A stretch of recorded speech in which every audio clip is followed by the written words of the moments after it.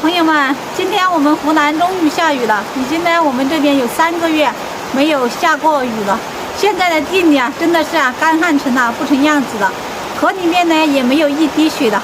今天呢下了一场大雨，给朋友们看一看这场大雨能不能解决我们这边干旱的一个情况。太好了，朋友们，你们看，好大的雨！现在这个屋顶上的这个雨水哗啦啦的从上面流下来。这几个月真的是我们农民特别的辛苦，种菜呢种不下去，种下去的菜呢每天呢都要用这个雨水去浇灌，播种呢都播了好多次了。今天终于下雨了，你们看这个外面。这个地现在已经下湿了，3个月没有下雨了。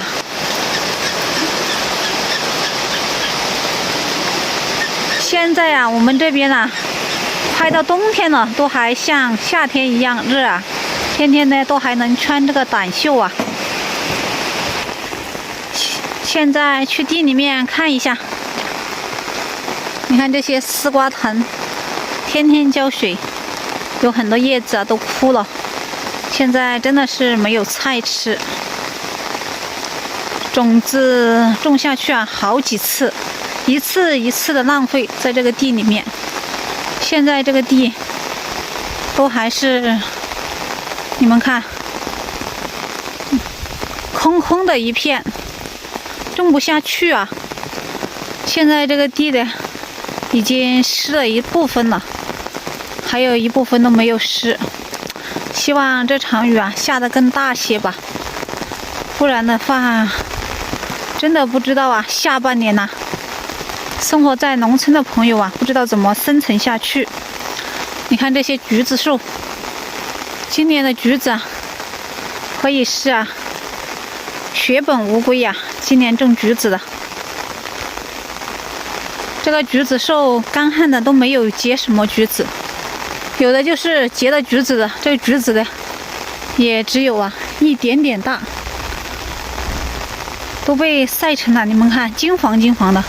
现在这个橘子要说还是不能吃，但是呢已经很黄，就被这个太阳晒的。你们看，有的呢烂掉了，你看这个样子。今年的橘子你看很多都开口了，这个也是。今年的橘子真的是亏大了，种下去。今年的橘子应该有的话能卖个好价钱吧，因为在我们这边大部分都是橘子的种植基地，家家户户都会种植好几亩的这个柑橘。今年在我们这边是没有。你看这棵树被晒干了，这上面结了一层这个橘子，看这个叶子全部枯萎。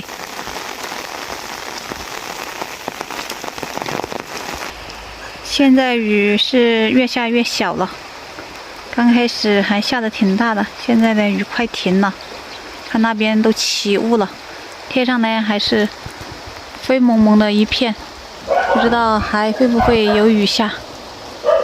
朋友们，你们那边下雨了没有？是不是今年都比较干旱，还是只有我们这边干旱呢？可以评论区留言交流一下。